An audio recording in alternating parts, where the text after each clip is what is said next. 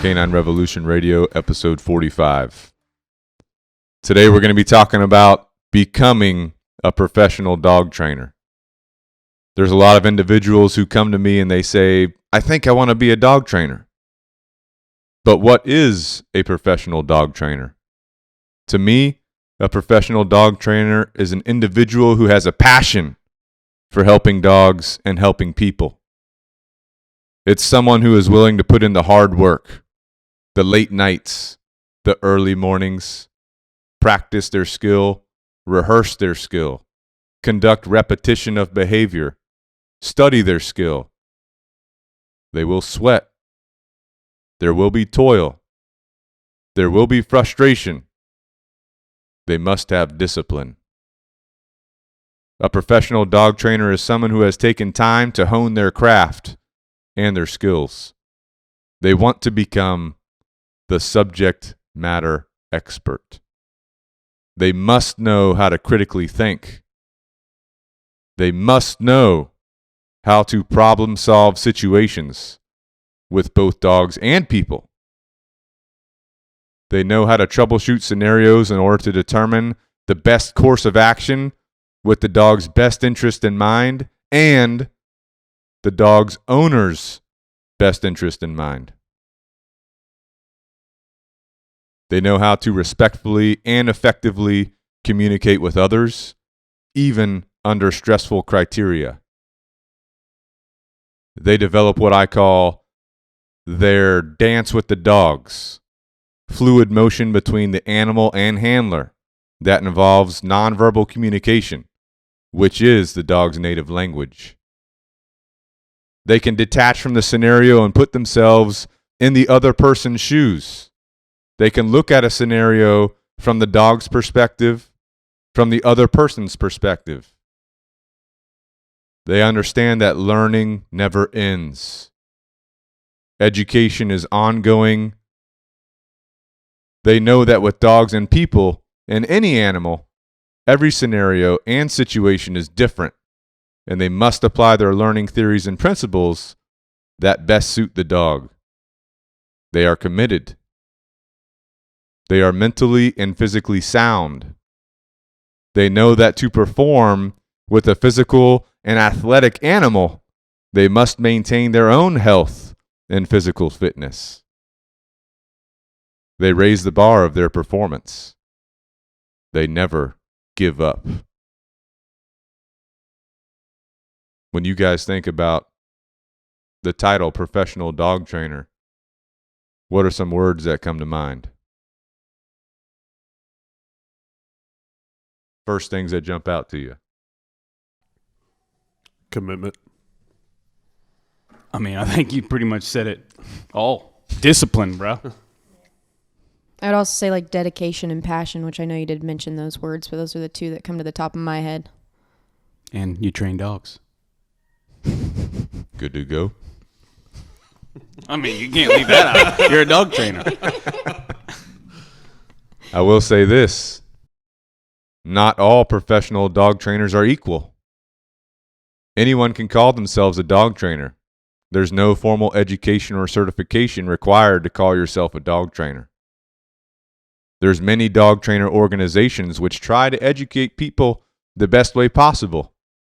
They provide online courses or some in-person training.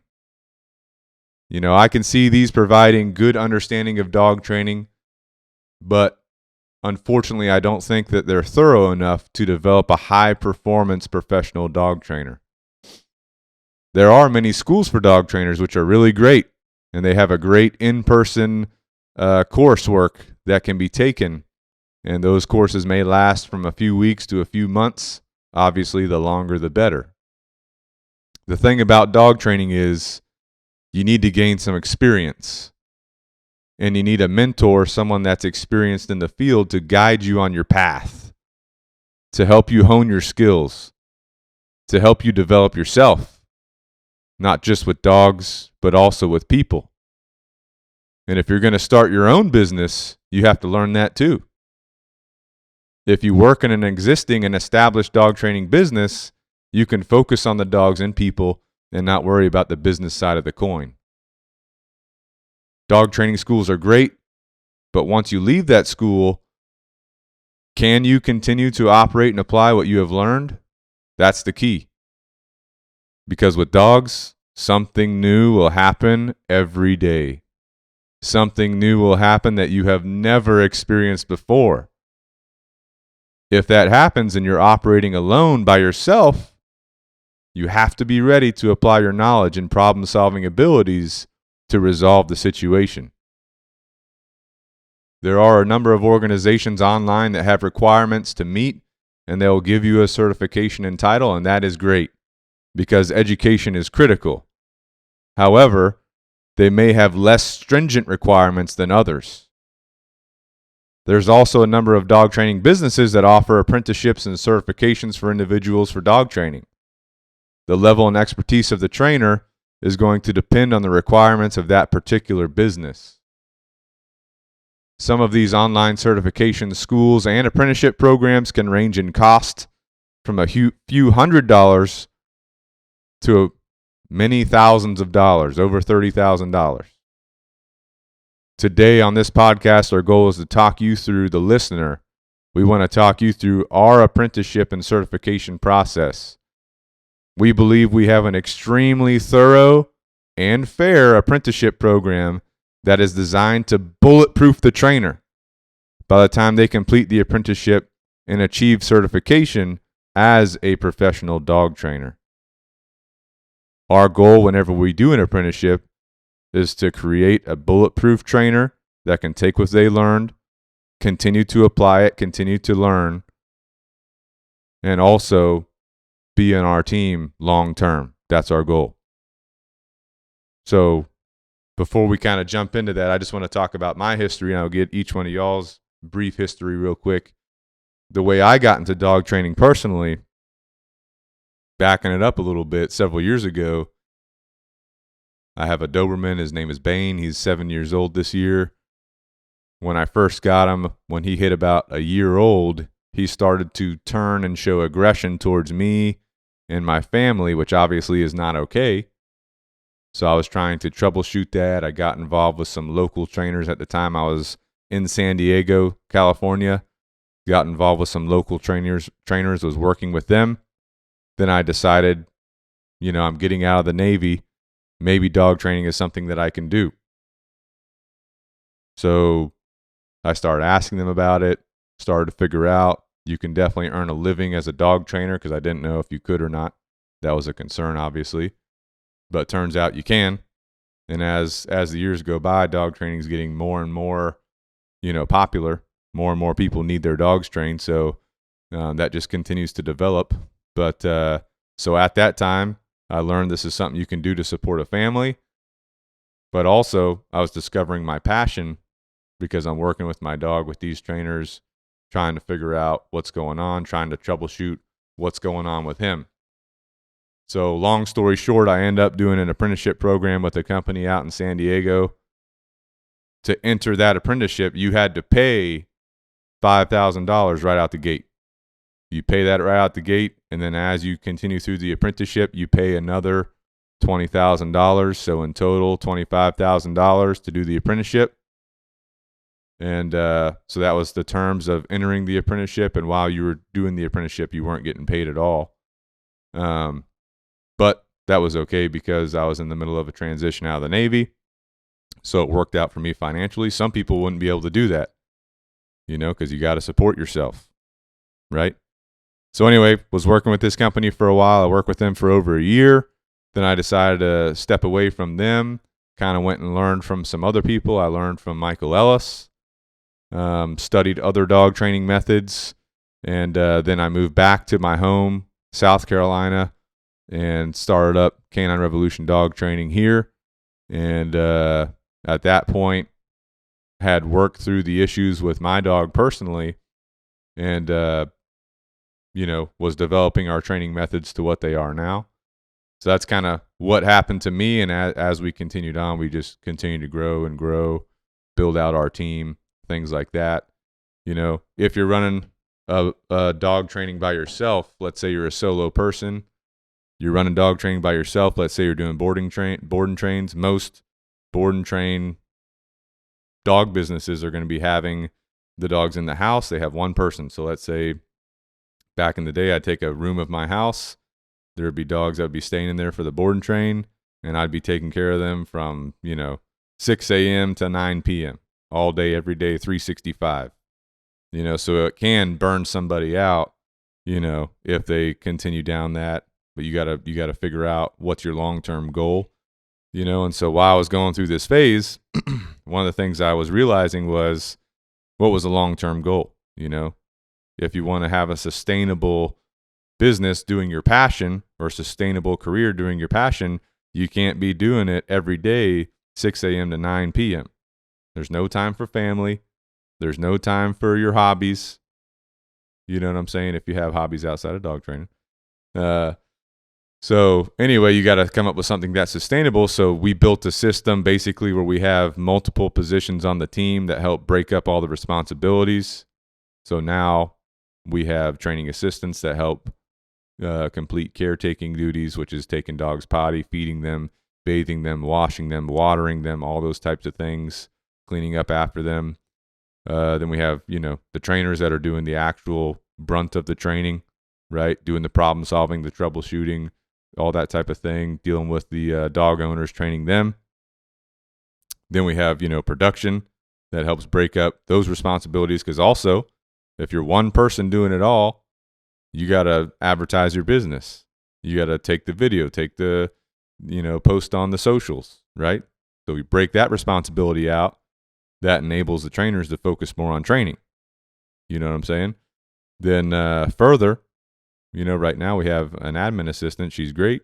That breaks up more responsibilities. That helps the trainers stay focused on the task, which helps them be better at what they do. And then admin, she's a specialist in what she does. And she can focus on coordinating with people, communicating with people, getting paperwork completed and filed appropriately, and all that kind of stuff. So as time has gone on, us personally, Canine Revolution, we've kind of broken out some of these responsibilities to make it as sustainable as possible for everybody involved. The trainers can focus on what they're doing.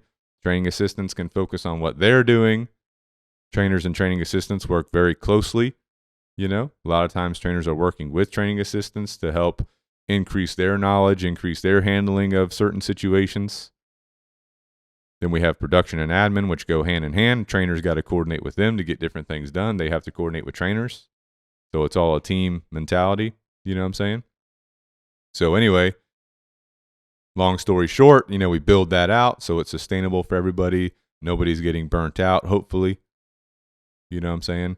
So that everybody can do what they enjoy, and everybody can do what we're here to do, which is to help the dogs. You know what I'm saying? So that's kind of like the quick and easy of my background, where I started off in training. When I started off in training, I paid $25,000 to do an apprenticeship. Also, whenever I was developing our apprenticeship as Canine Revolution, I said it has to be sustainable, because someone has to be able to live. It has to be a fair wage that they can live off of. Also with the understanding that they're learning a completely new skill set. So they can't be overcompensated, right? Because they're learning. They're basically in school. But it has to be fair enough for them to be able to sustain their life, so they can continue to learn and develop.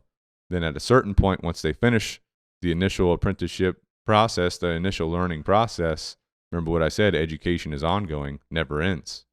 So once you complete the apprenticeship, you're certified, then the pay adjusts to compensate you for your skill set, you know what I'm saying, to continue on. So anyway, with that being said, today we're going to go through the requirements of our apprenticeship, and we've developed this as time has gone on. So Chris here, he was the first to go through the apprenticeship process. It was a little rough.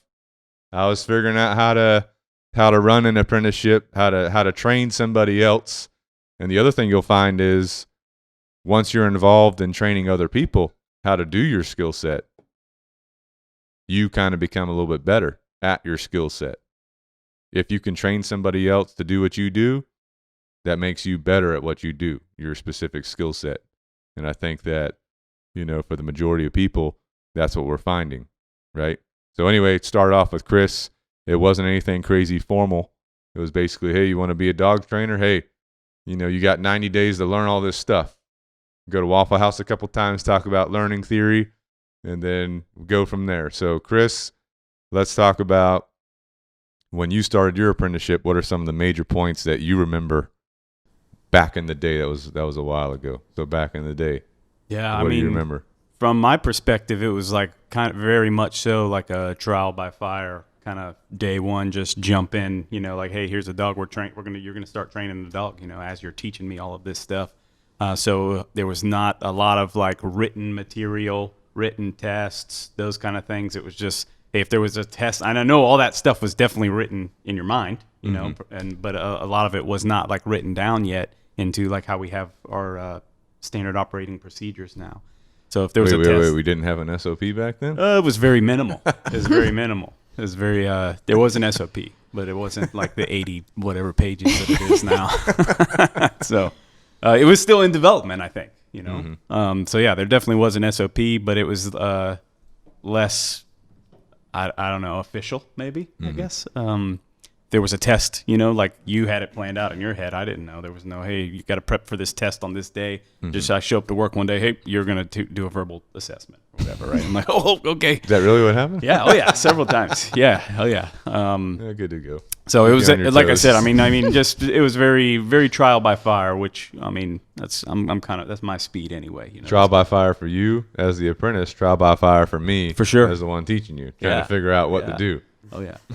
Yeah. And it wasn't all that good, so It was good. It was good, but could have been better. Yeah. But we learn as time goes on. For sure. And so I do appreciate you bearing with me and being the test dummy. Hey, that's what I'm about. All right. Then after Chris came through, Chris did his apprenticeship, got certified. There's a couple hangups on some consultation requirements. Got through those. Good to go. Couple dogs we learned a couple things on. Good to go. Chris also, when he was an apprentice, had a baby. So learning how to be taking care of a baby at the same time learning how to be a dog trainer. I just applied everything that I was learning as a dog trainer to the baby and good to go. Jackson, come here. All right. Then after Chris came through, the next trainer to certify was Kevin. And at that point, we had developed a lot. I think we had an official letter at that time. We had an official requirements. We had more of an official SOP. So, Kevin, when you started, what was some of the major things that stuck out to you? Yeah, I mean, it was a bit more structured. I came through, I thought I had a good idea of what I was about to go through, but it was spelled out enough to where I could, understand it. There was still a lot of areas where it was still kind of that trial by fire, and I'm the type of person where I learn best from making the mistake. Maybe not necessarily big ones, but like little ones, that's how I know, oh, well, I'm not going to do that again because, this may have happened or whatever. So I think you picked up on that. So you kind of like allowed that learning theory to happen, I think that at your progression at that point, I think you were more catered to, all right, how does this individual learn? How can I present this? Because the way for, the listeners, the way that this is designed, it's basically to change the way that you think, change the way that you are, and it's broken down step by step. So when I came through, obviously it was, more laid out than Chris, but Chris, we still appreciate the founding fathers over here. But no, I mean, it was, it was eye-opening. There were definitely hardships. There were times where I was like, I remember, I think it was phase 3 or phase 4. I was like, man, can I even do this? Like, am I going to finish this? And it's crazy, all the things that I went through in the past, and dealing with that and getting on special teams at the prison and all this other crap. And I was like, this is the hardest thing I've ever done in my life. But obviously very rewarding at the end. Yeah. So you learned a lot, went through the hardships. Oh, yeah. Good to go. Well, what would you say if you were to think back, what was the most difficult thing you worked through in your apprenticeship? I think getting it to where I could convey the information for everybody to understand. I got really hung up on the way that I am, the way that I learn, the way that I speak. So everything was, super short, sometimes overthinking, sometimes just completely wrong. Had to change up the whole way that I present information. I think that's where I met a lot of challenges. But then, just time and experience, now money. So yeah, good to go. That does bring up a good point. Both Kevin and Chris, before they came to Canine Revolution, they have a background in law enforcement. And so I remember Chris specifically when he was starting, he's like, hey, I'm good at talking to people. Transition. I was a detective. I'm good at talking to people. So we start doing customer interactions, and Chris is treating them like they're Perfect. Yeah, like they're a suspect. He's like interrogating them, you know. So he's got to learn how to not interrogate people. Yeah, got a lot better now. Just had to fix that switch over there, you know? Yeah. Yep. So good to go. So, and then our newest certified trainer here is Lexi, most recently certified, and a lot has happened between Kevin's certification and her certification, which we'll talk more details here in a minute. We've had multiple people attempt the certification and you know, not make it for this reason or another, and that's okay. But Lexi, kind of talk us through your experience. What were some of your major things that you learned from it, and kind of talk us through, you know, your experience. So I would definitely say I was a little bit luckier than Chris and Kevin here, just because everything, you know, was planned out, very methodical. There was, you know, the letter, there was, you know, different packets that were given to me. I knew, you know, when things were coming up, which was, you know, a good way for me because I like having the structure. I like knowing exactly when things are going to happen. So, you know, every test was planned out. Chad told us, hey, you know, this is when this is going to happen.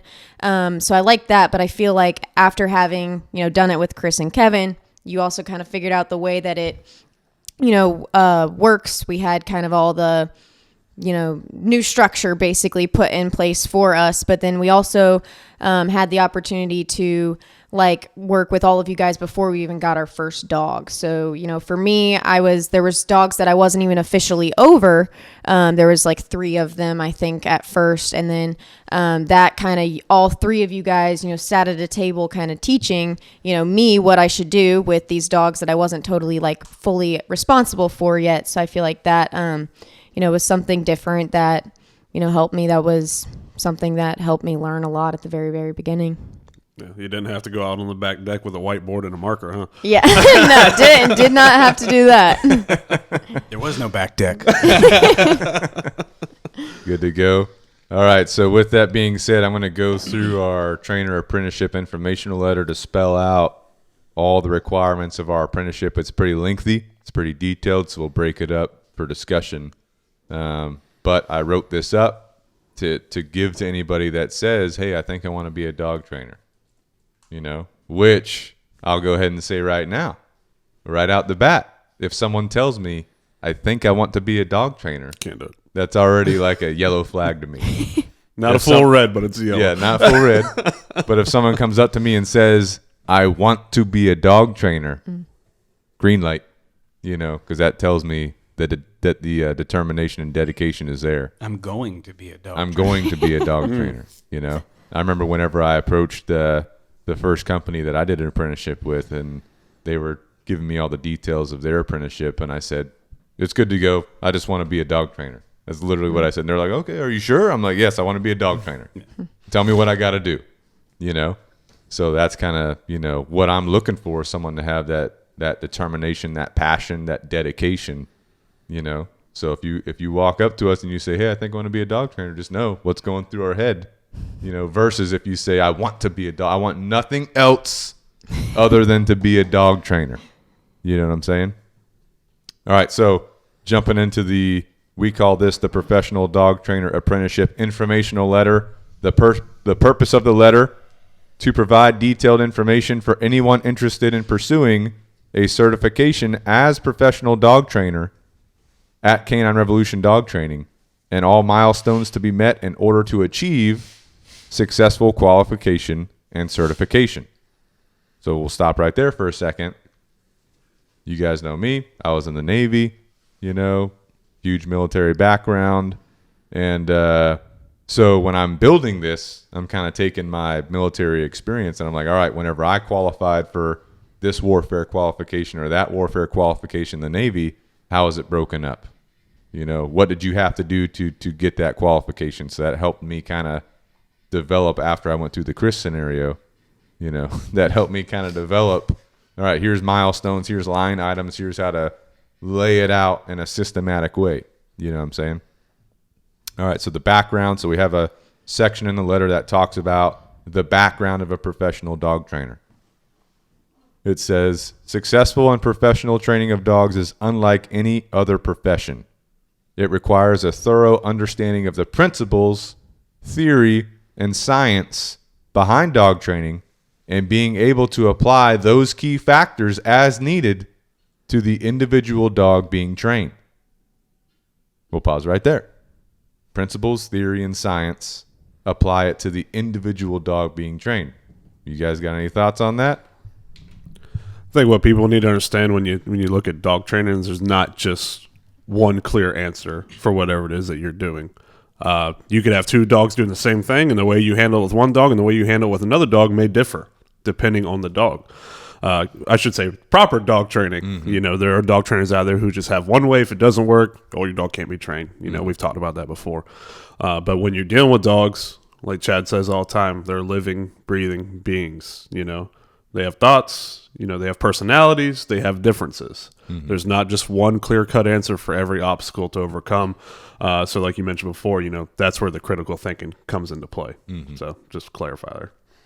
Boom. I got nothing. That's exactly what I was thinking. I mean, that's where you have to be able, to be a dog trainer, especially here at Canine Revolution Dog Training, you have to be able to think outside the box. It's not just I think that's the misconception is that people are like, oh, we're teaching dogs to sit and down and stay and do all this obedience. Yes, we are, but how you do that can differ, like Kevin said, depending on the dog. And that's where you have to have a solid foundation in the science, in the theory of how dogs learn, how mammals learn. If you don't truly understand that, yes, we can tell you how to take a piece of food and lure a dog to sit, put their butt down, boom, I just taught a sit, right? But what about a dog that's not going to take that food, or a dog that's so scared they don't even want to come out of the kennel? There's all these different scenarios that you have to be able to think outside of the box, but still apply the science and the theory to accomplish the mission. Mm-hmm.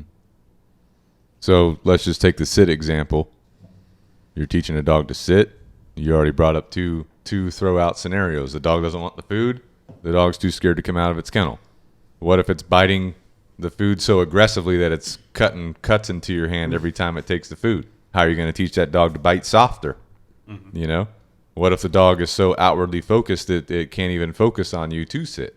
So those are just more variables that go into it. You have to understand. You got to think outside the box. You can't approach dog training from a robotic sense to where this is the way, and if it doesn't happen this way, well, then it's not possible. You got to always figure out what can you do to meet that individual dog's need to accomplish the objective that you were hired for by the owner. You know what I'm saying? All right, back to the letter here. Additionally, professional dog training also includes a thorough understanding of the principles, theory, and science behind human training, and being able to apply those key factors as needed to the individual dog owners, as well as the dog, and sync the dog and owner team and relationship. Pause right there. You guys got any thoughts on that? Oh, yeah. So, I mean, kind of a similar thing. It's not just about training the dog. You have to be able to communicate effectively to the owner as well, so that you're setting them up for success. If the owners cannot maintain this stuff, then it's going to be thrown out the window, right? And so we've had dogs that were special cases. Yes, we're still teaching all of the obedience and all of doing the distraction work, the socialization, all that kind of stuff. But now we as dog trainers have to be able to assess that family and say, you might have special things for us. Let's say you got a dog that's super aggressive. You're going to have different things that you're going to do than this friendly social puppy. And we have to be able to communicate that structure to the owner so that they can be set up for success.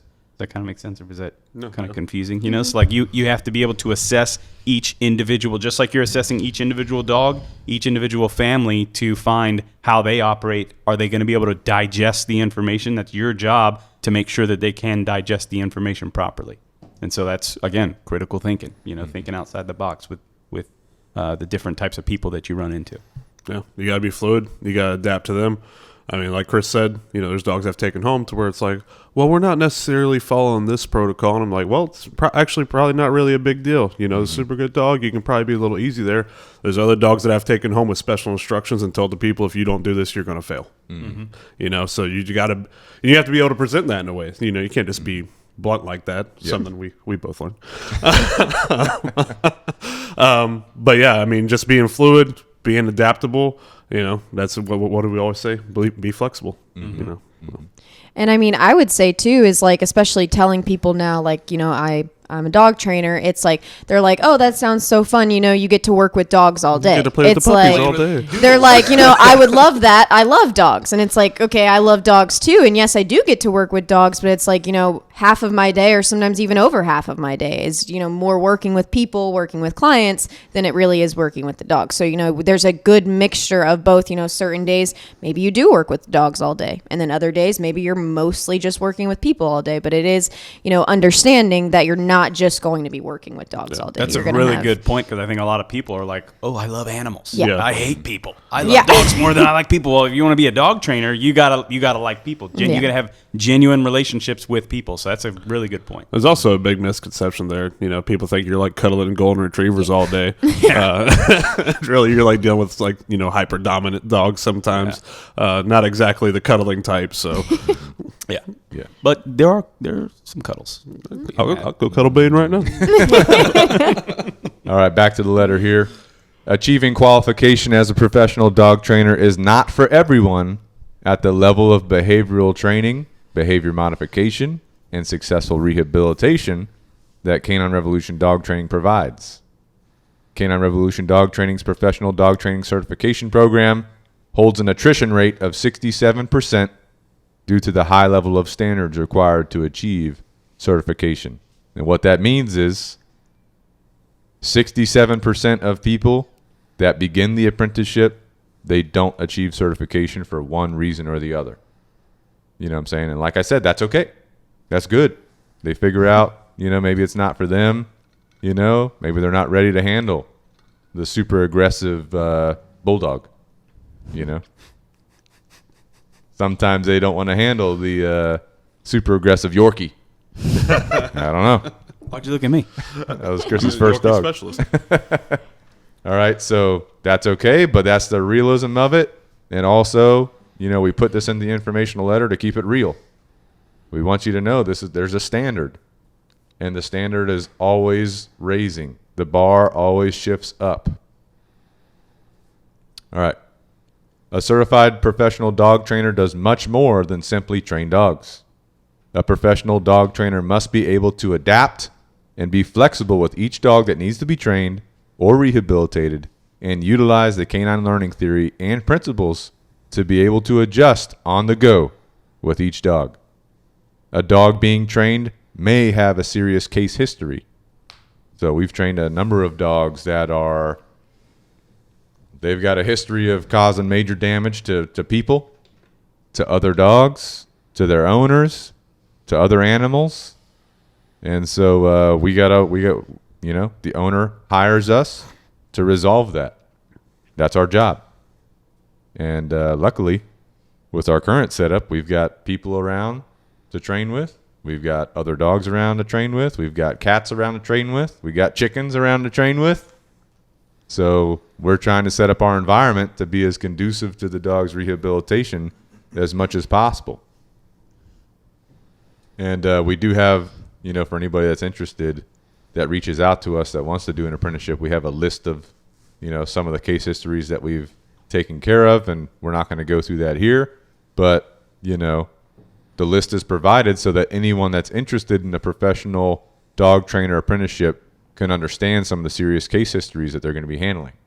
I've had people come up to me before and say, hey, I want to be a dog trainer.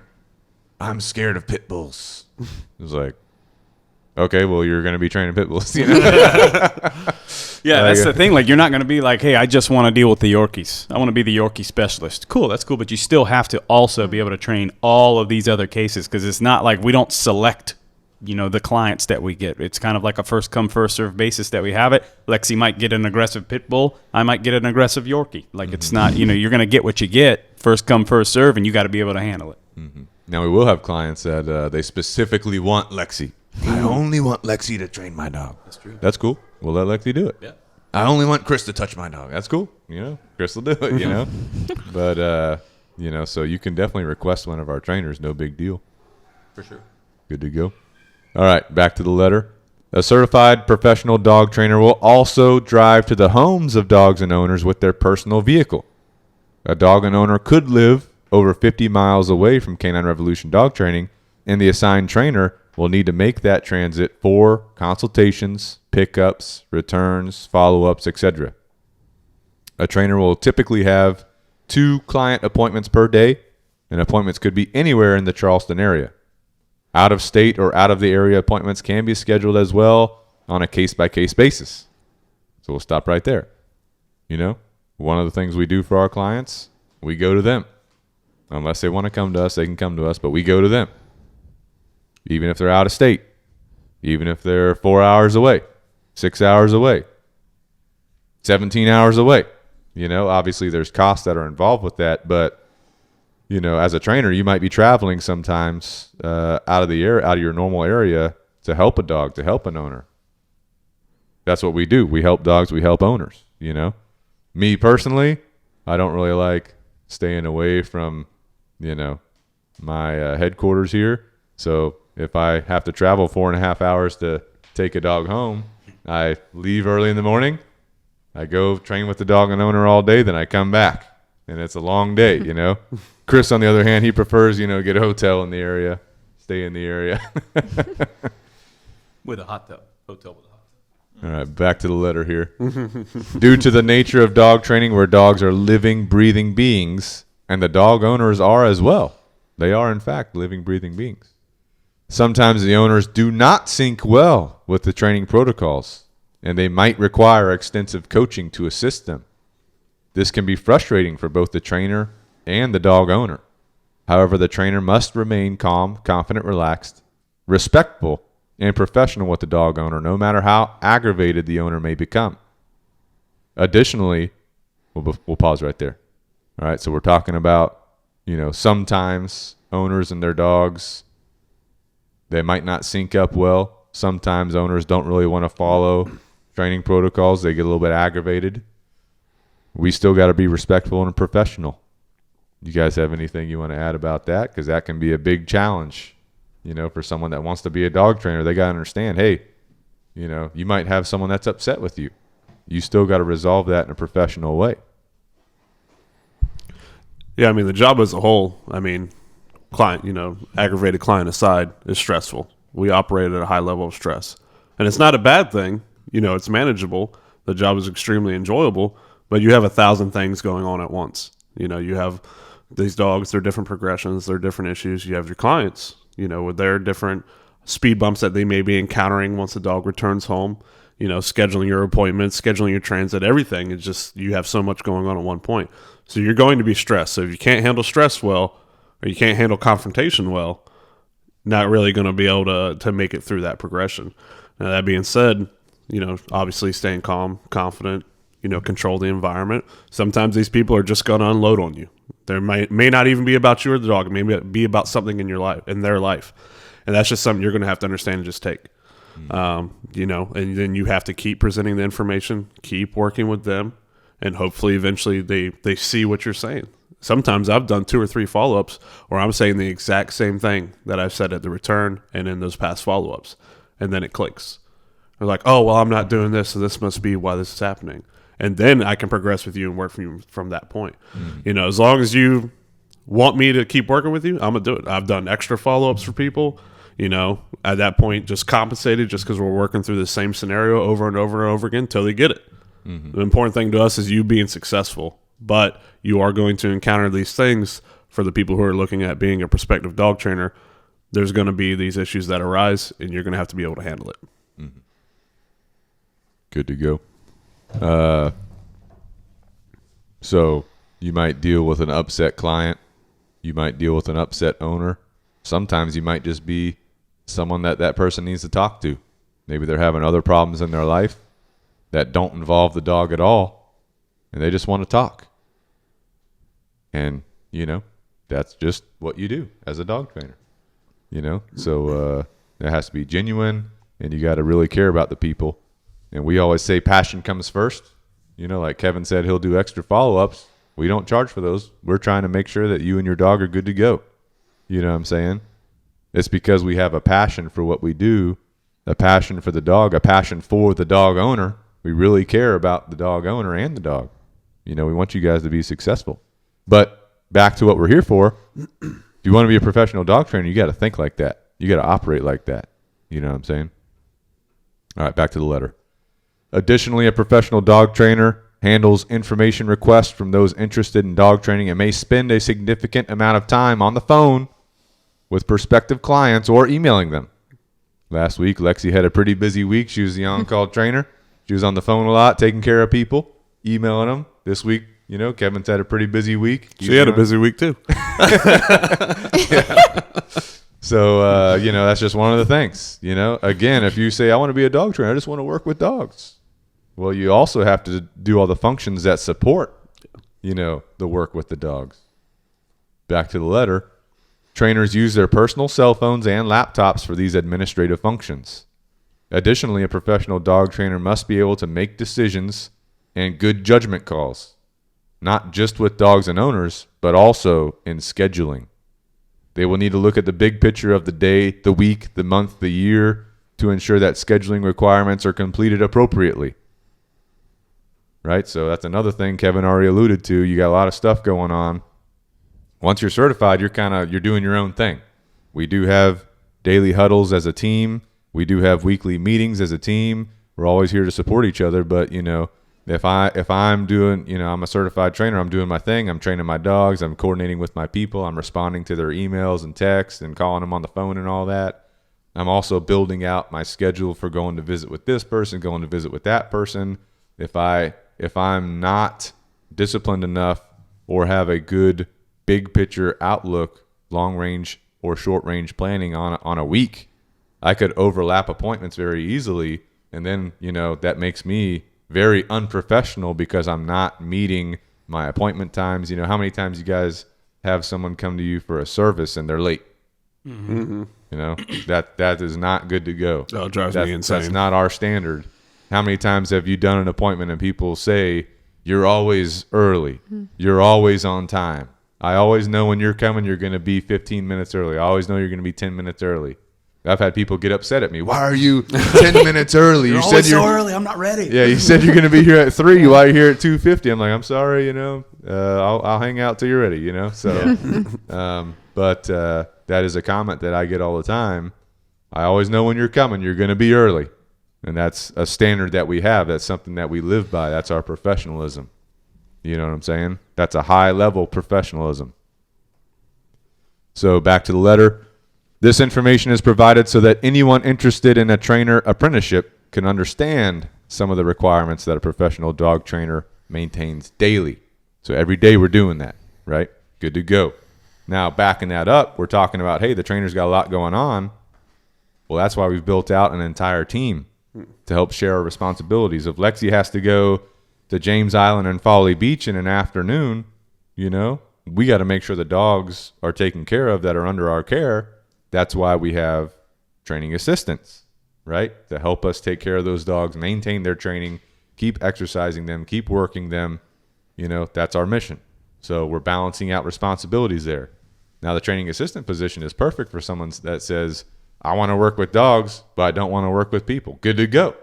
We got that covered. You know what I'm saying? You can work dogs all day. All day. Good to go. All right, so now we're going to get into the portion of the letter that details the different phases of apprenticeship and all the line items that are there, okay? So this section is called Professional Dog Trainers. The development and qualification of a Canine Revolution dog training professional dog trainer follows the below pipeline. Any step in this pipeline can be omitted by the founder, which is me, or any additional steps may be added on a case-by-case basis to ensure maximum success for the trainer apprentice. Now we'll pause right there. Maximum success for the trainer apprentice. So our goal, again, is to make a bulletproof professional dog trainer at our level. This is Canine Revolution dog training standard. This isn't online whoever standard. This isn't dog trainer school standard. This is our standard, high level, from our perspective. So with that being said, we're trying to ensure maximum success for our trainers. So we're going to adjust things as needed. But this pipeline overall, the progression, helps that trainer build up to be bulletproof. Okay? So phase 1, training assistant. Prior to beginning the trainer-apprentice pipeline, the prospective trainer shall conduct a period of time serving as a training assistant.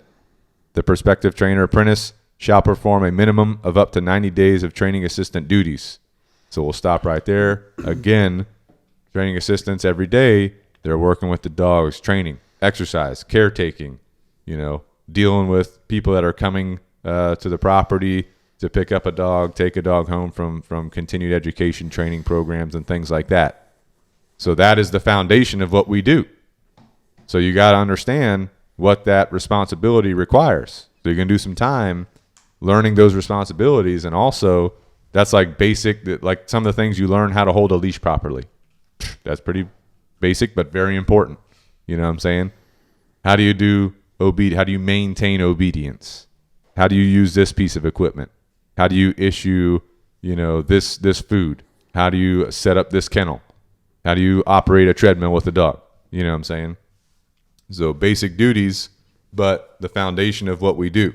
And they're actually not that basic. We've had people that come in to a training assistant position. They've been working at doggy daycares their whole life, and they're like, holy cow, I didn't know any of this information. Thinking back on when I was at the doggy daycare, it's like such, not good to go. You know what I'm saying? Chaos. So there's some milestones that have to be met in this time frame. So at the same time that a trainer apprentice is operating as a training assistant in this phase 1, they've got to be demonstrating some milestones, completing some milestones. Number 1, a minimum of 15 minutes early to assign shifts in order to demonstrate the discipline required to be at appointments early. And you guys know I'm big on that.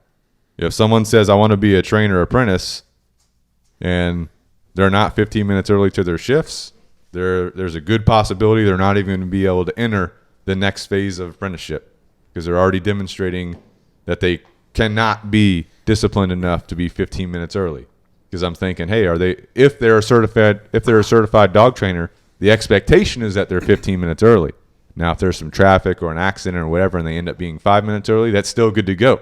But if you plan to be 15 minutes early, something happens, you're still going to be early for the most part. You know what I'm saying? So if you can't be to your shift 15 minutes early, I don't have confidence that you're going to be able to be to your appointments 15 minutes early. You know what I'm saying? Number 2, a minimum of 5 consecutive trainer shadow days in order to understand the dynamic day-to-day requirements for trainers. So someone comes to me, hey, I think I want to be a dog trainer. All right, you're a training assistant. Let's have you shadow a trainer for 5 days consecutively to really understand what a trainer's doing day in and day out. Because they may see trainers training on the property. They're like, oh, that's cool. But they don't understand what's going on the rest of the day. You know what I'm saying? Sometimes trainers have extremely long days. Sometimes they have shorter days. It is what it is with the job. You know what I'm saying? Number 3, above average performance in training assistant duties in order to demonstrate the ability to lead others. I've had a lot of people that have worked in the training assistant position before, and they've come to me, hey, this person's not doing this. This person's not doing that. I don't know about this. I don't know about. I'm like, okay. You got to be a peer leader. If you can't lead your peers, how can I see you leading someone you don't even know, a dog owner, in their home with their dog? How can you lead them if you can't lead your peers in our work environment? You know what I'm saying? So that's what we're looking for. And again, we're not expecting you as a trainer apprentice to be perfect in all this stuff, or at least the peer leadership. Like, that's a learned thing. We have to teach you how to do that. Obviously, the 15 minutes early, like that's pretty cut and dry. 15 minutes early. You know what I'm saying? Number 4, demonstrate superior attention to detail, going above and beyond in duties. Calm, confident, relaxed demeanor in order to demonstrate the ability to maintain a proper mental or energy state while holding a high standard. So if you have attention to detail in the little things, when you have more responsibility, you should be able to sustain that attention to detail. If you're going above and beyond in your duties as a training assistant, if you're a certified trainer, that means you're going to carry those behavior habits over. Like Kevin said, hey, I'm going to do extra follow-ups to make sure you're good to go. That's going above and beyond your duties. calm, confident, relaxed. If you can't be calm, confident, relaxed in a training assistant position, I'm not confident you're going to be calm, confident, relaxed when you're in someone's house with them and they're upset at you. You know what I'm saying? Again, some of these things can be learned and developed, but that's what we're looking for. All right. Number 5, a minimum of 3 book reports on designated reading assignments in order to demonstrate a passion for dog and owner training, which requires constant detailed learning. Now you may be thinking, 3 book reports? What the hell? I want to be a professional dog. You're telling me I got to do a book report? Yeah, I'm telling you got to do a book report. Double-spaced MLA format. You know, because I want to see, you know, if I give you 3 books to read, what information do you take out of that reading? Are you actually doing the reading? Are you taking the time to write up the book report? Or do you say, you know what, that's just, I'm not doing that. Okay, roger that. If you can't do a simple book report on a subject that you say you want to be a professional dog trainer, you're saying you want to master this subject, you can't read books on it, you're not ready to learn at a higher level. You know what I'm saying? And understand that's not stopping at the apprenticeship. Like, we still, as trainers, meet on a weekly basis and have a little book discussion. Oh, you guys got assigned reading. We have assigned reading. Right. Right? Yeah. Sounds like I already finished the book. No. All right. Number 6, verbal communication board on assigned topics with all current professional dog trainers on staff and any other designated staff member as assigned by the founder, which is me, in order to demonstrate the ability to retain information and clearly communicate verbally, even in times of stress, as will be experienced with dog owners. So what this looks like is, you know, we have a table, we have all the dog trainers and anyone else I need to bring to the table, like admin, we might have her come to the table, you know. So like, we might have Bunny come to the table. Production, has some video stuff, but so you come to the table, and it's the whole purpose is stress you out just a little bit and see if you can clearly, effectively communicate information you already know. So the things that we ask you questions about in this table discussion, verbal communication board, is training assistant procedures. We have a binder, SOP, with all training assistant procedures written out in a written format, in addition to hands-on learning. After you do this 90 days, you should be very fluent in that information. Then also the 3 books. We'll take information out of those books. We'll ask you questions on that. So, you know, that's kind of the purpose of it. And see how you can communicate information you already know. It's not information you don't know. Can you communicate it when asked a question? And it's not, you know, like, oh, this person can't communicate. That's not what it's about. It's about, okay, you know, they're doing pretty good, or, you know, maybe they're a little bit stressed, they're having a hard time. That's okay. We can help them develop that skill set, you know what I'm saying? Or if someone can't say anything, can't recite anything, I don't know. It's like, okay, you know, well, then we'll pause here and maybe we'll do another board before we proceed into the next phase of trainer apprenticeship. Because again, you need to know your basic training assistant duties, for example. If you can't even talk about basic training assistant duties, then you're not ready to learn more stuff. You get what I'm saying? So that's the end of phase 1. Do you guys have any comments on that? Good to go. No? Lexi, what was your, since you have gone through the most revised apprenticeship version, what do you recall from phase 1? I mean, with the shadow days, specifically, I remember one of the shadow days that we had, I was in the truck with you and we got stuck. It was like an hour and a half of traffic, and we were, you know, in the Ram? You guys got stuck? Well, no, not stuck. Like stuck in traffic. Well, let's just clear that the Ram doesn't get stuck. Let's just clear that up. We were stuck in traffic, not because it's a Ram, just because there was cars on the road. We could have pushed them out of the way, but you know, we didn't want to, you know, mess up their cars. A lot of Fords. Right. But I remember we were sitting there and you had asked me, and this was like just a shadow day, so we hadn't like done any information or anything like that, but you had basically given me a critical thinking scenario. How would you teach a dog to do this? Run me through step by step. And, you know, I hadn't taught a dog to do anything up to that point. I hadn't even, trained my family's dogs to like sit and down. That's the only thing I had done. So it was like, anything besides that, I was, unsure. But, I feel like human default is almost just they ask you a question like that. You're like, I don't know. But the whole point of the thing was, Chad asked you the question. He's seeing, not necessarily looking for 100% the right answer. But I remember it was like at that point where I was like, you're not allowed to say, I don't know. It's, you're going to work through it. So, and like I said, we were in the truck for an hour and a half. So, and it took me until we arrived on the property and I was like, oh my gosh, that's how you do it. And like, cause Chad was like, we were working through the scenario, but you would like, I'd come up with an answer and Chad would be like, okay, what's next? And I'd be like, what? It took me 20 minutes to come up with that. But then just, it was at that point where I was like, okay, a lot of this, and like we already talked about, is critical thinking. So it's not just you are given a scenario, you're like, well, I don't know, and that's kind of the end of it. You just tell me what to do. Because it's not, like we've already said, one specific answer for everything, but also just being able to work through that scenario. So that was something that, stood out for me for my shadow days, was already getting, like Chad was kind of changing, the behavior of my mind instead of just, well, I don't know. It's, how do you work through it? So that was something that stood out to me for my shadow day. But then also you did say at the round table, you're like, stress you out just a little bit. That was not a little bit. I will say Chris and Chad stressed me out a little bit. Kevin stressed me out a lot of bit. What'd you do, Kevin? So, no, I remember for the round table, Kevin asked me a question. Every time Chad and Chris asked me a question, I was like, okay, this is fine. Every time Kevin asked me a question, I was like, oh, shoot, here he goes. Kevin's talking.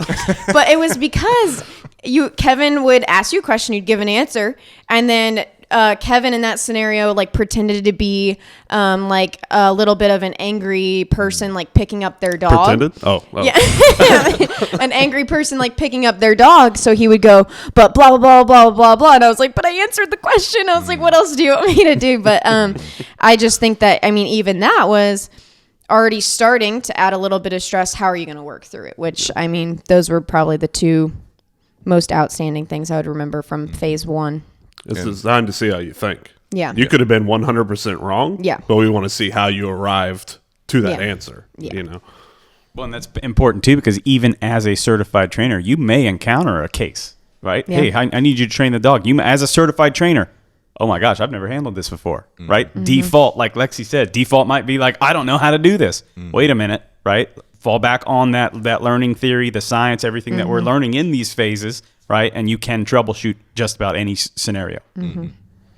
But I will say too, going to the round table, it is pretty intimidating because you see the three of them like sitting in the backyard and they're just like, okay, Lexi, it's time. And then you just have to walk across the yard. And it's like, I don't even know how many feet that is, but it feels like forever because you guys are just staring. Like 50 and yards. it's like you see Chad, Chris, and Kevin, who are obviously a lot bigger than I am. And I go sit at the table and I'm like, okay, I'm ready. I'm not a lot bigger than you. Okay, maybe not Chris, but Four of us now, Lexi. yeah. Now Well, yeah. you get to be on that side. Yeah, now it's me too. But And so, throughout the whole apprenticeship, and we talk about this when you're doing the apprenticeship, like whenever Lexi started, Kevin started, Chris started, like the process is designed to incur stress upon you because when you're a professional dog trainer certified, there's going to be stressful situations. You got to operate under that stress, So we are going to stress you out a little bit sometimes stress you out a lot of it. We'll release Kevin at the round table with the sunglasses. We'll let him go ham, it was good though. It did Yeah. help me, learn how to work through it for sure. And that'll build up the apprentice's confidence when you get into a situation when you're by yourself and you got someone that, might be a little bit intimidating or stressful. You're like, oh, no big deal. I've dealt with Kevin. It's better if you freeze with me instead of them. Yeah. Exactly. Well, and the thing is, Kevin, like the stuff that Kevin did was never like crazy over the top. It's like based on realistic scenarios that we've all run into as trainers. You know what I'm saying? Yeah. All right, back to the letter. Phase 2 of apprenticeship. We call this the fundamentals of dog training. During phase 2, the trainer apprentice shall be taught and evaluated on the following. Number 1, leash application. Number 2, canine learning theory. Number 3, dog training terminology. Number 4, founder's training philosophy. Number 5, training progressions. So in each one of these subjects, It's basically like a lecture format. We sit down at a table, I have some handouts, some notes from that lesson. We talk about it, we demonstrate it, go through it, good to go, right? Phase 2 will last a period of no less than 7 days, but it can last longer depending on operational requirements of the lead trainer. So keep in mind, while we're training apprentices, we still got to operate. So sometimes things happen. We need to shift our schedule, be flexible. So we'll do that. The Phase 2 assessments will be taken by the trainer apprentice from the lead trainer. If the trainer apprentice fails the Phase 2 assessments, they will be given a 2-day remedial period to retake the assessments. If the trainer apprentice fails the retake, a review board consisting of all current certified professional dog trainers on staff will review the trainer apprentice's file and determine if they will be able to enter another remedial period or be dropped from the program. So you basically get a chance to take the test. If you fail the test, you get 2 days to study and then retake it. And if you fail the second take, the trainers are going to meet and discuss whether or not they believe you should continue in the apprenticeship or be dropped from the program. The trainer apprentice must complete the following to graduate from Phase 2. Number 1, they have to pass a verbal assessment. So another verbal assessment that Lexi talked about where we're asking you questions. Number 2, 90% pass of written assessment on canine learning theory, dog training terminology, and training progressions for basic and advanced training. Number 3, pass of a leash application practical assessment. So we'll ask you to grab a leash. Show me this, show me that. How do you do this? How do you do that? You got to be really good about handling a leash, because if you get into a sticky situation with a dog that could cause some major damage to you, you got to be able to maintain safety for you and the dog, right? And handling the leash properly is going to enable you to do that. Okay, so those are the requirements to graduate from Phase 2. Lexi, anything to mention? I mean, I would just say that's where, you learn the majority of, new information. So it is, a week long, but it is, a ton of information is learned during that time. I feel like almost everything that I learned in that week was all new to me. It's all the science behind it. And then just going over the packets. But I mean, that would be the only part that had, I would say, like pop quizzes, just because, we would just, go in, sit down, and then before we would start the next lesson, you would just, pop quiz for, the lesson the day before, making sure we're paying attention. But I mean, I would say I actually enjoyed that phase a lot because it taught me, everything. You didn't enjoy the other phases? No, I did. But I surprisingly enjoyed the sit in a chair, phases, get taught, but, packets and things like that. Yeah. Kevin must have been a little less aggressive in this phase. I think it was mostly Chad talking. That's why it was good to go. I do like the canine learning theory. That's very good information. I also like terminology. Yeah, he does. It's really good. He really does. I also like training progressions. Really good. I like it all. Good to go. All right, going into Phase 3. Phase 3 we call dog intensive training. During this phase, the trainer apprentice will learn the following topics in both lecture and practical application. Number 1, dog training philosophy, theory, and progressions. Number 2, dog personalities and characteristics. Number 3, marker communication and reward system. Number 4, high value reward placement and timing. Number 5, teaching obedience work. Number 6, remote collar conditioning and application. Number 7, socialization. Number 8, generalization and distraction work. Number 9, training the unmotivated dog. Number 10, behavior modification and rehabilitation. So those are the line items, the major topics we're covering. The following milestones must be completed under the supervision of the lead trainer prior to advancing to Phase 4. Number 1, successful training of a minimum of 10 fundamental, basic, or advanced training program dogs. Number 2, 90% pass of knowledge assessment written examination. And then if you fail that examination, you do get a remedial period.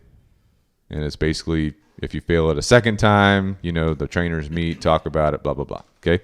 So, Kevin, anything to mention about Phase 3? That's a long test, man. Especially when you got to take it twice.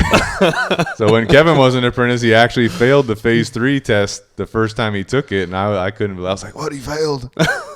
And it takes a while to take the test. Let's just say it's like 6 to 8 hours to take it. I had the knowledge. That's where trying to convey it, and again, the way that I understood.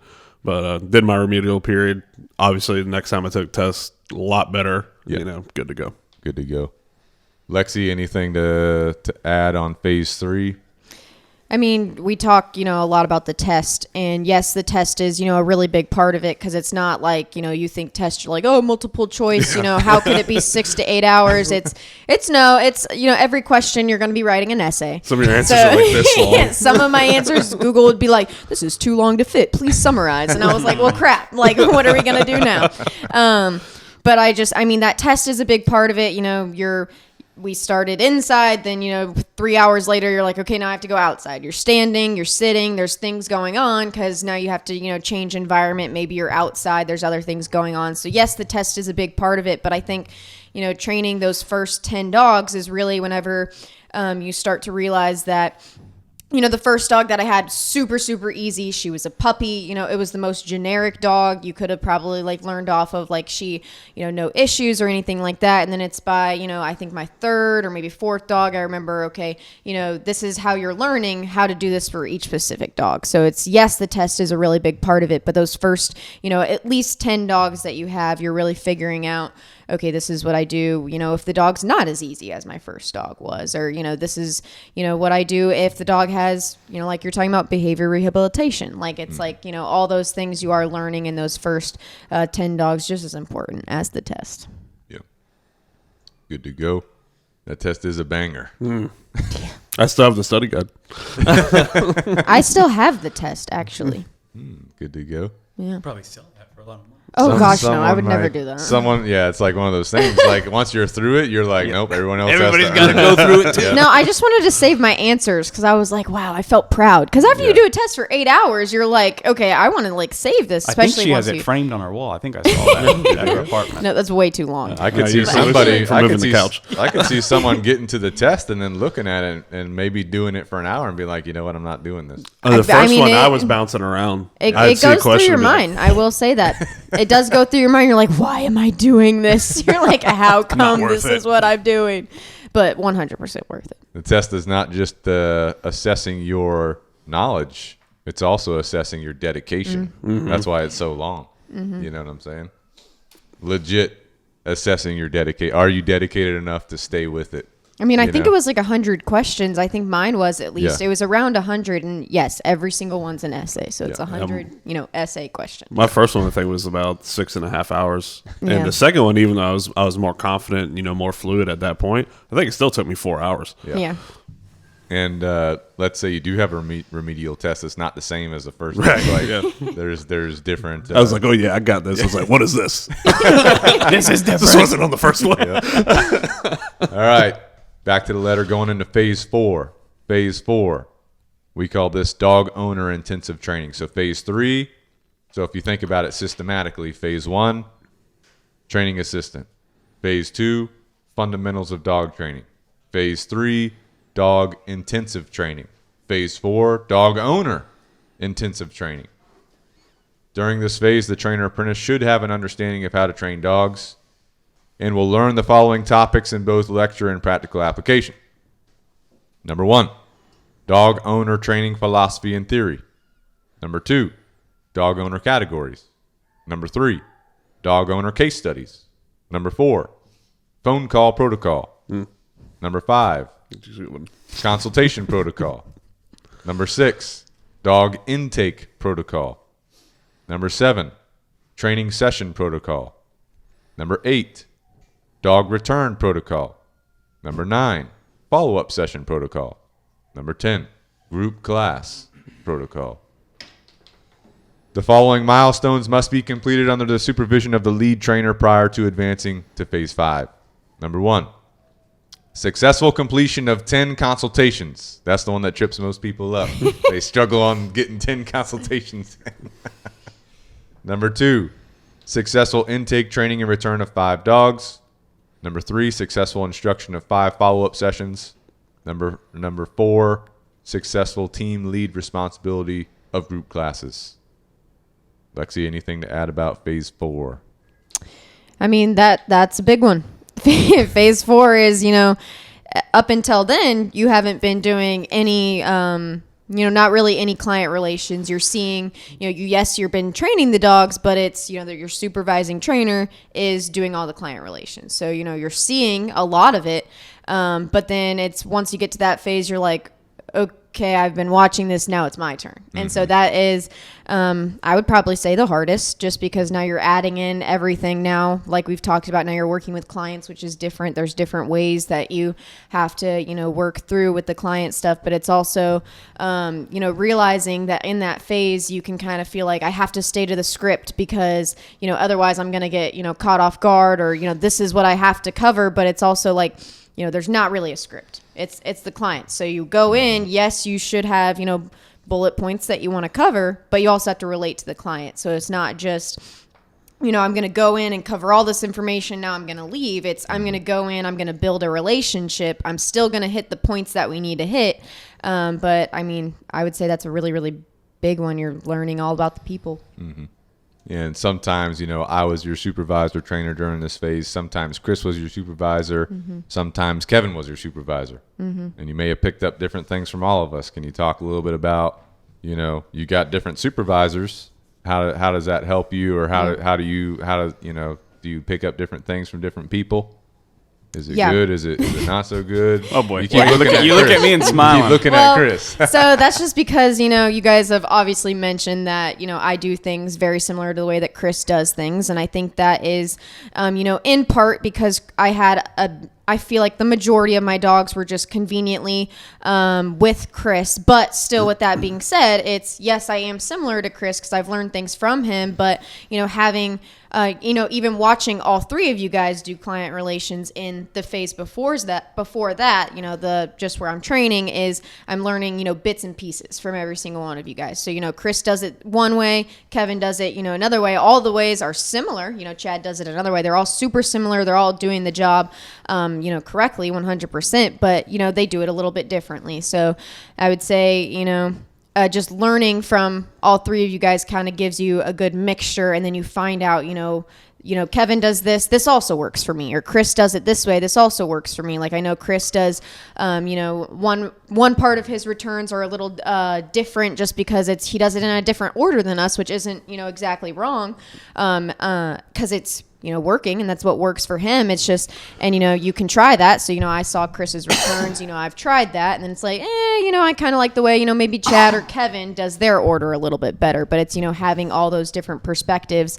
And then also even, as we debrief after every single appointment, every one of you guys gives me, different things that you guys have picked up on, while we were in that appointment. And then I don't know, I find that beneficial too, because you guys pick up on different things that I do as well. Mm-hmm. Yeah, that's a good point. Is one of the things that we do throughout the apprenticeship, we call it the debrief. So after an appointment, for example, we as the trainer, the supervisor trainer, we expect the apprentice to take lead of us and initiate debrief procedure, and the debrief is not about, I did this wrong, I did that. The debrief is about overall, how did the session go? What are some major takeaways? What worked really well? What are some lessons learned that we can take to improve upon in the future?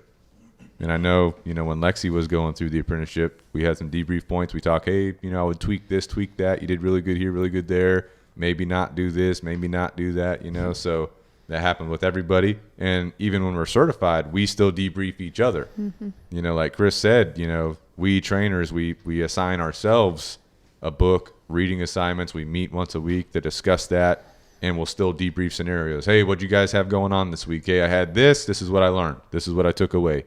You know what I'm saying? Whether it be a dog debrief or a dog owner debrief or seeing someone randomly out in public debrief, so debrief is a huge part of our learning process. Education is ongoing, Chris, Kevin, you guys got anything to add about phase 4? Yeah, Lexi would chase me to my truck. She wanted to get do it the right then debrief. and there Yeah, while yeah, it was yeah. fresh. I'm like, what do you want? Kevin would go, where are you going? Your car's over there. And I was like, yeah, but yours is over here. At the point, it just became a game to me. So You try to run. I was like, I can call you. I can call you on the way. Yeah.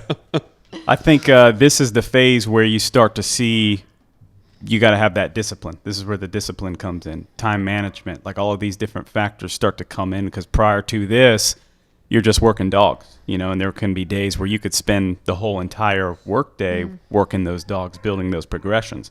Now you start to realize, as a certified trainer, you don't have all day to spend training the dog. You've got to get your training done, then you got to meet with clients, you've got to do emails, you got to do phone calls, you got to do info requests. There's all these other things that you have to balance, and you have to be, if you're not disciplined, you're going to fall apart. You're not going to be able to sustain. So I think this is that phase where you start to see the discipline that it takes to be a certified trainer, for sure. Mm-hmm. Yeah, there's a lot of responsibilities that have to be balanced out. What about completing 10 consultations? Any comments on that?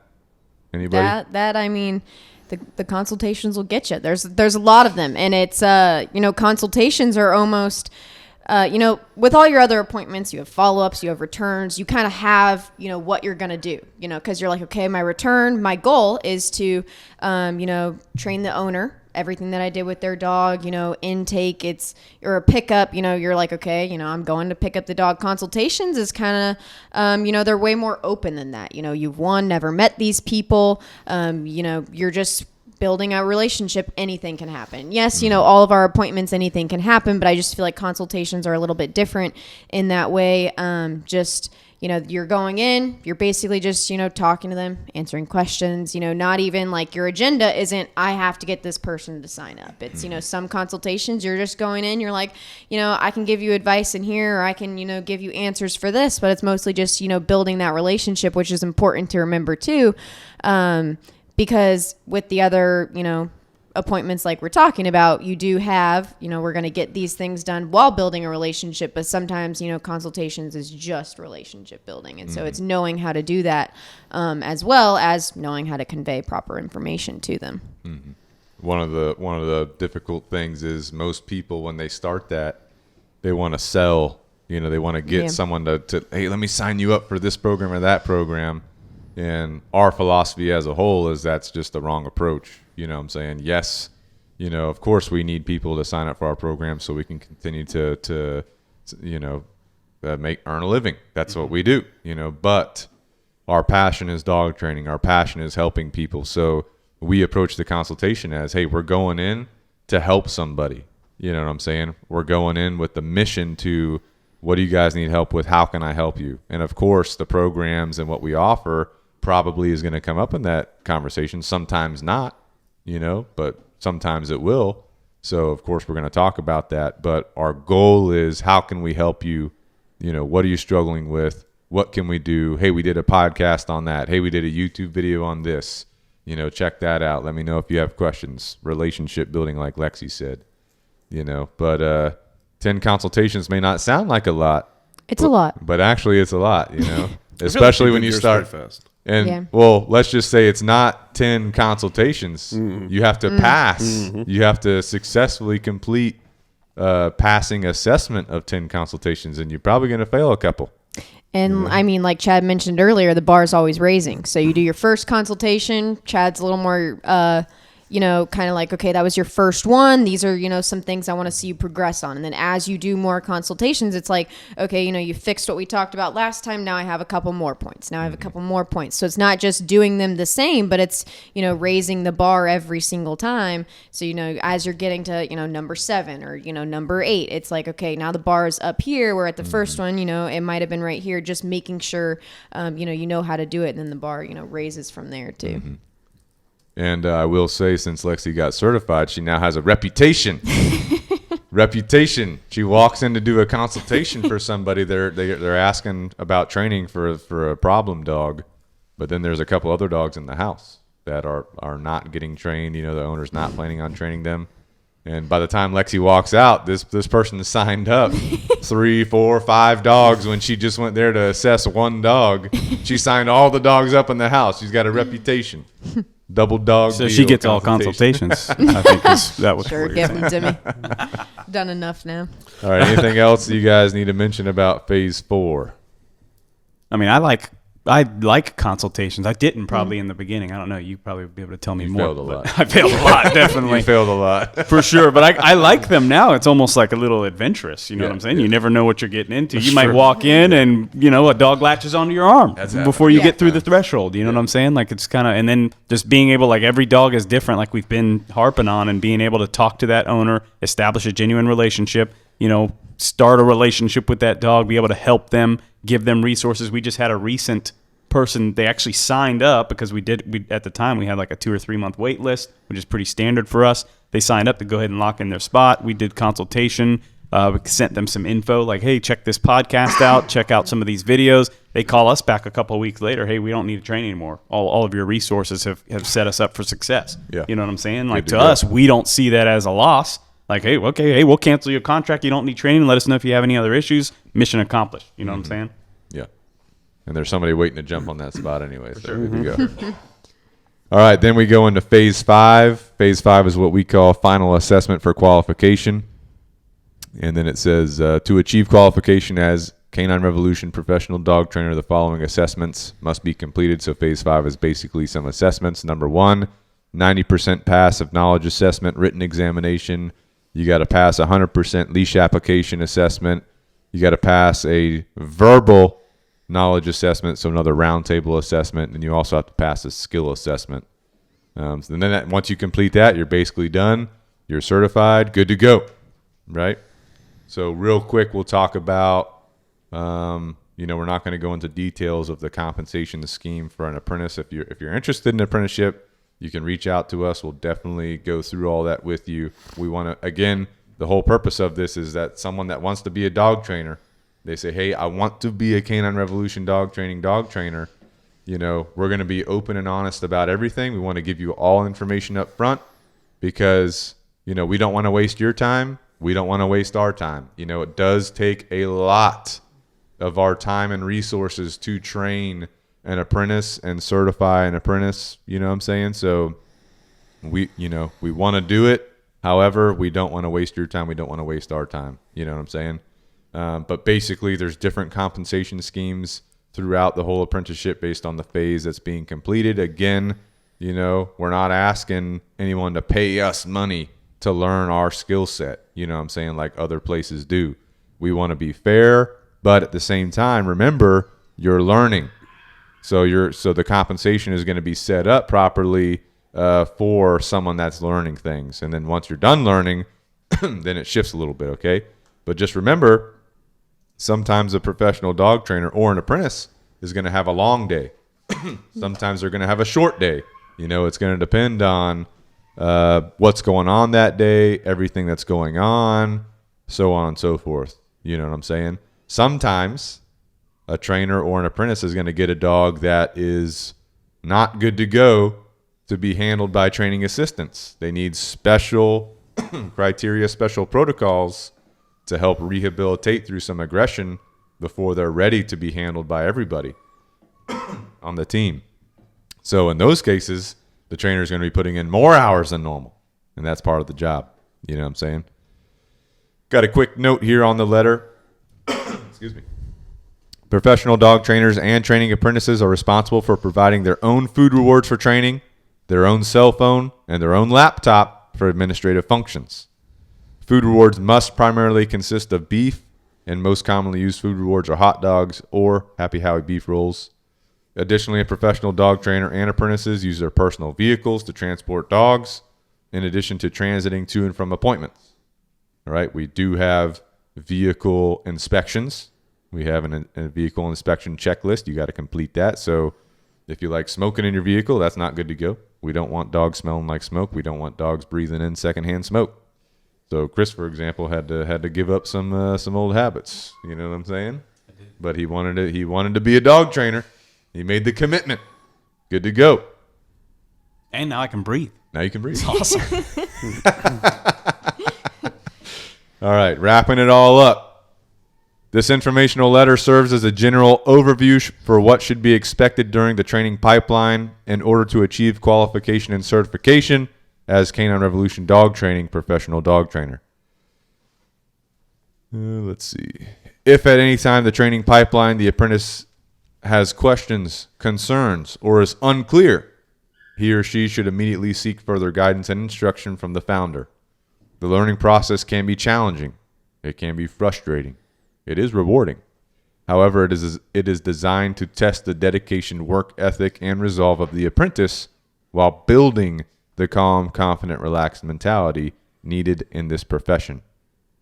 And that's the end of the letter. But I'll go ahead and mention after that, I try to be an open book. So, if Lexi's an apprentice and she has a question about something, she'd be able to come to me and talk about it. Open, effective, clear communication is what we believe in. If you have a question and it's fostering in your mind and you're not able to ask me about it, that's a red flag, because you got to be able to communicate to owners too. If you have a concern, you need to bring that up. So and at the end of all of our discussions, I always try to ask: does anybody have any thoughts, questions, comments, concerns we need to discuss? That's our time to talk about things. But also outside of those, like, anybody can come up and ask to speak with me. You know what I'm saying? So anything else you guys need to say? We'll kind of go around the table, starting with Chris. Anything to add? Anything? Let's say there's someone out there that I want to be a dog trainer. I'm getting amped up listening to your conversation. I want to be part of this team. I want to be part of this crew. I want to earn that title.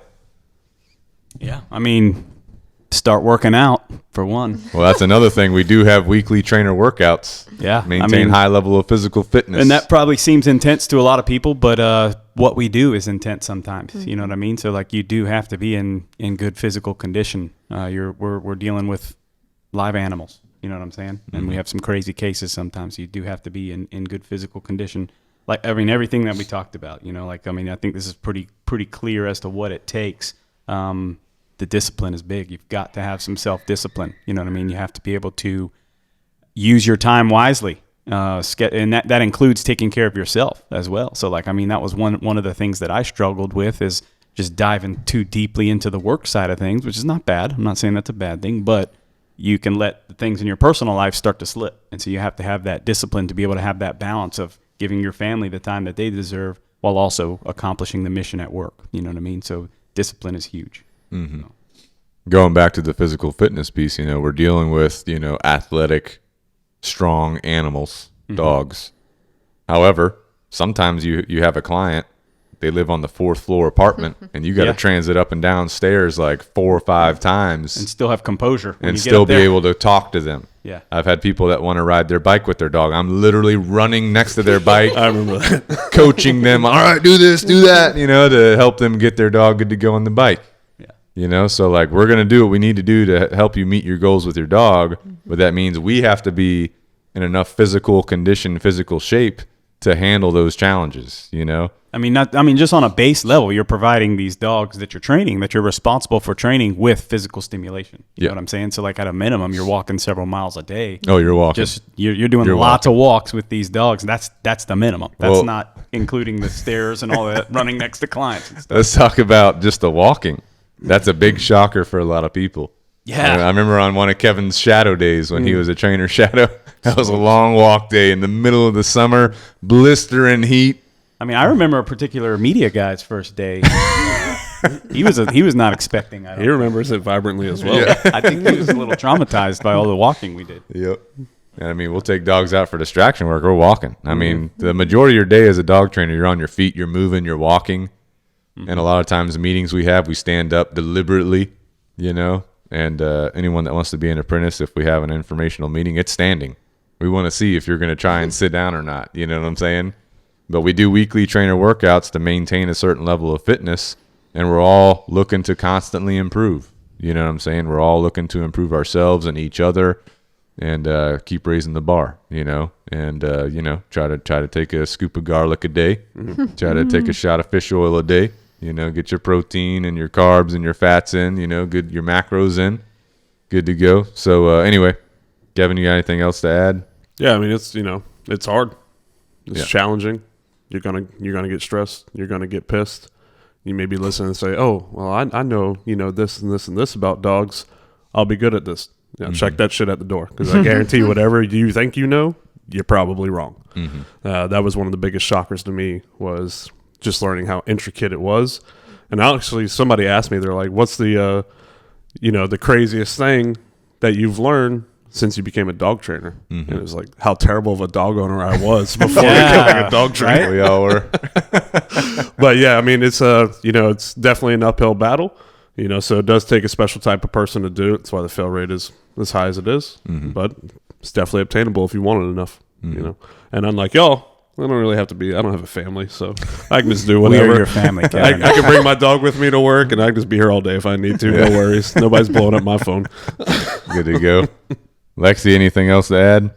I mean, I know we've already mentioned it, but, a big part of it is dedication. So, we've gone over this letter. Chad went over this letter with me. But you don't really understand how much it is until you're in it. So it's like, even with me, like, I was totally dedicated. I was like, okay, this is what I want to do. I had the passion for, working with the dogs. So, it obviously didn't faze me, but it was kind of like, wow, this is a lot. This is not, like we've kind of already mentioned earlier, it's not just, I'm going to teach a dog new behaviors. And that's what my day to day is. It's, it includes all the things, things you're not even thinking about is, like you've mentioned, phone calls, emails all the time. It's like, I don't know, it's going to take, lots of dedication. You have to really, really want it and commit to it. When you guys are doing the apprenticeship at certain phases, at certain things going on, were you pissed at me? I held a high standard. I demanded some things, some dedication. I may have done things you didn't think was fair.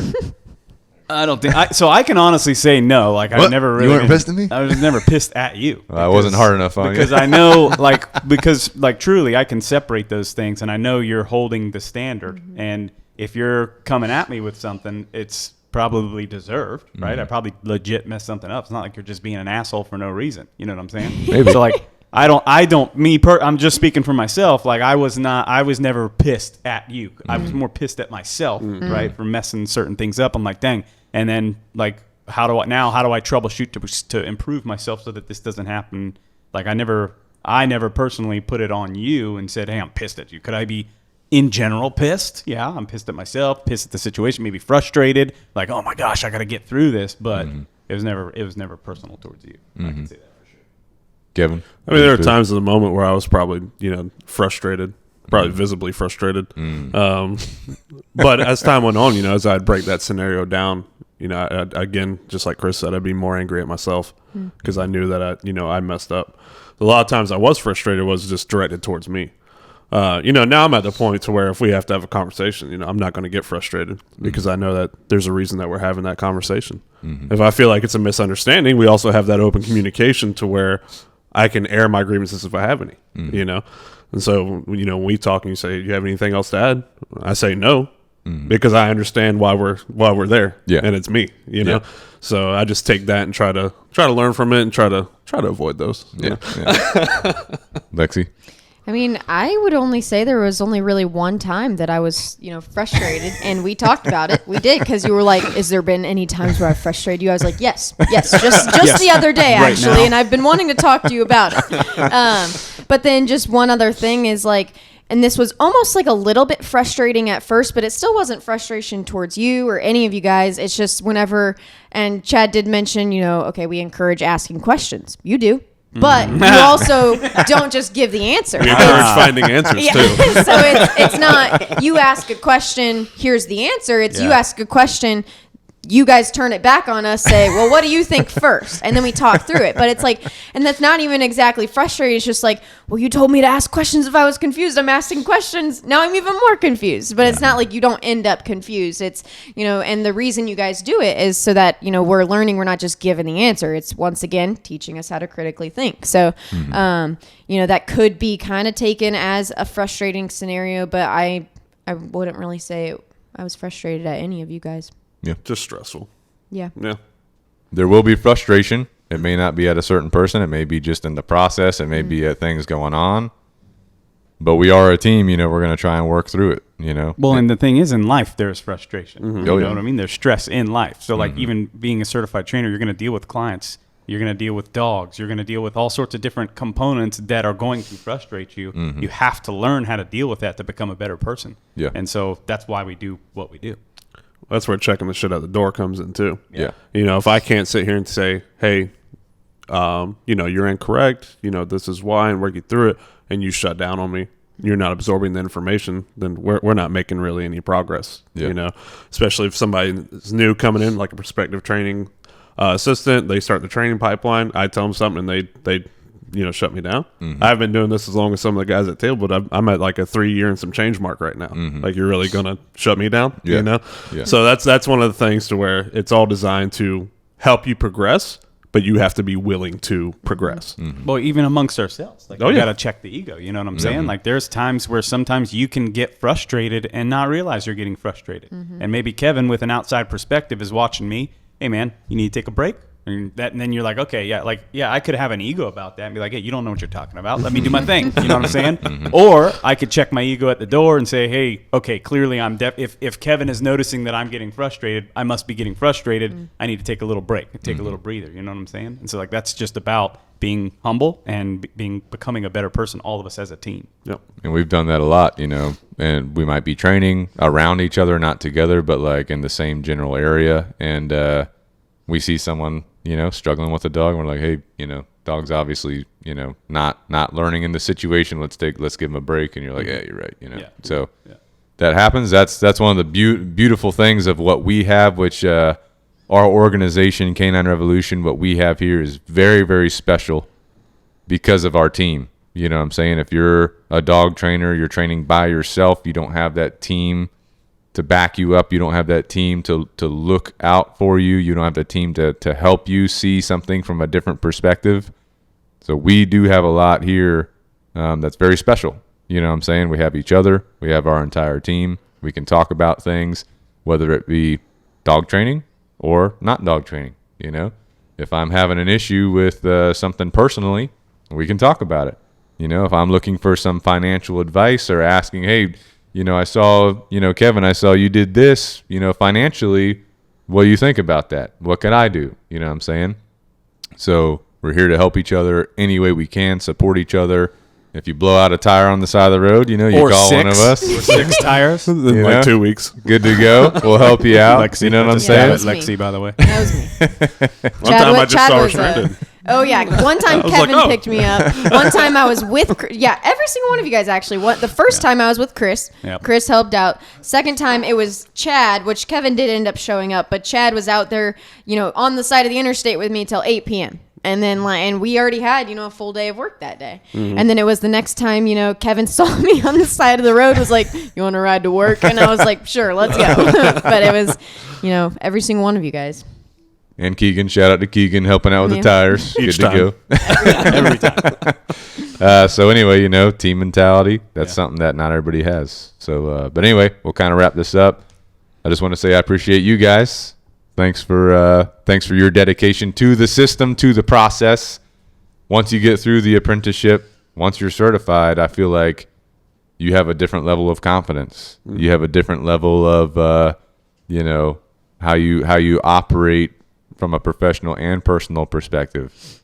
And, you know, you're more confident. You can communicate very clearly. You can control your emotions, your energy state differently. You know, you can communicate with both nonverbal and verbal, you know, beings, dogs, humans, cats, chickens, other things. You can apply the principles to a lot of different things. You end up more physically fit, more healthy, you know, more disciplined. We're developing constantly, constant education. So just want to thank you guys for what you guys do every day.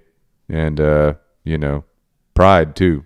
You're proud of what you did, what you've been through, but you never stop learning. You know what I'm saying? So good to go. Real quick, wrapping it up. Thank you to the listener for all you guys do. Thank you for your support. If you're someone out there, you say, hey, I want to train dogs. I want to be an apprentice. I want to go through this process. Reach out, let us know. We're looking for 2 to 3 apprentices this year to put through our apprenticeship to join this team. You know what I'm saying? And develop, right?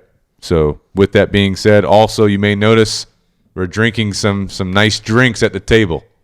Some Jocko Go, Real Energy, and Lexi's Cup.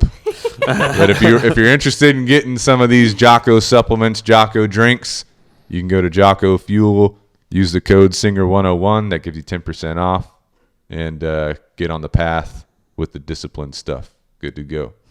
Otherwise, we've got Canine Revolution apparel. We're getting on to Amazon really soon, so that'll be coming out. We'll let you guys know.